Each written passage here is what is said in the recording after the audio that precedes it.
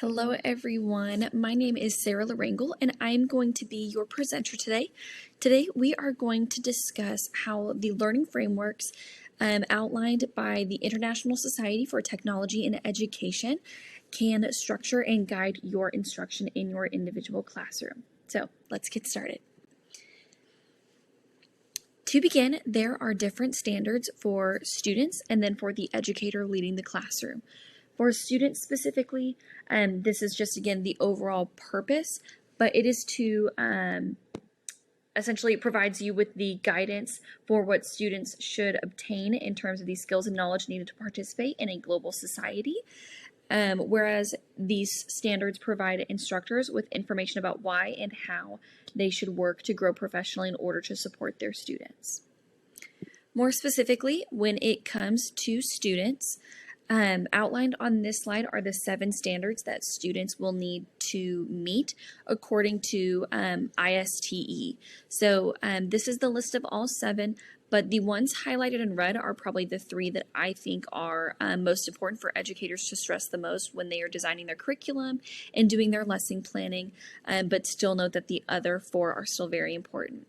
These 3 include understanding the role they play in a digital world so that they can act responsibly while using different forms of technology, how to leverage technology in order to effectively communicate and to appropriately communicate. Those will be very big in the society, technology base that we are living in.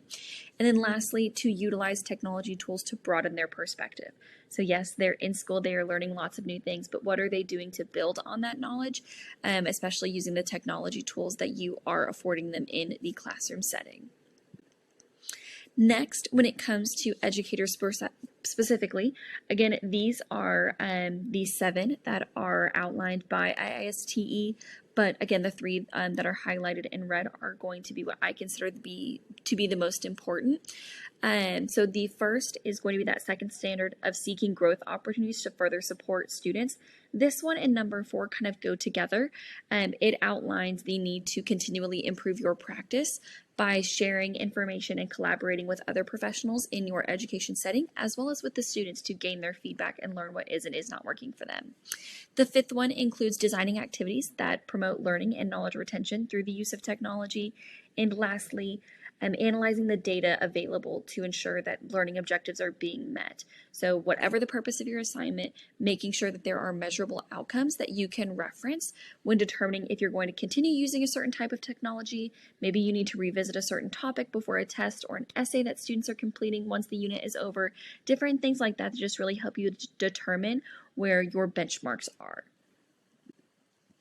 And kind of lastly, the 3 big takeaways that you'll want to take with you into your course development in that planning process are going to be these last 3 items. And again, they're touching on those 7 standards outlined for students and educators, but they can kind of guide your planning if for any reason you don't decide to write down the standards, or maybe you forget them day to day. These are just kind of the 3 big overarching principles. So technology use requires active participation, active use to be effective. So you can implement things all you want, but ultimately if students aren't actively participating in that learning process and by broadening their perspectives, by learning new things, by creating their own materials and obtaining their own resources, it's not going to be effective. Both students and educators must work to broaden their perspectives through exploration and collaboration. So just like students need to be working together occasionally on assignments to hone those communication skills, to learn new things, to understand different perspectives, educators need to be doing the same thing as well. Sometimes we can get into the mode of thinking that our way of thinking is the only way of thinking, when in reality, through collaborating with our peers and those working around us, we can really determine what is working best and not working in our classrooms. And then lastly, technology can and should be used to facilitate problem solving. So when you are designing those tests, those essays, whatever you could be doing in your classroom, make sure that you are including a problem solving component that technology can help the student work through. So again, my name is Sarah Larangel, and I greatly enjoyed presenting with you today. I hope you enjoyed this segment, and I hope you learned a lot that you will then take into your classrooms in the future. Thanks so much for joining me. Have a great day.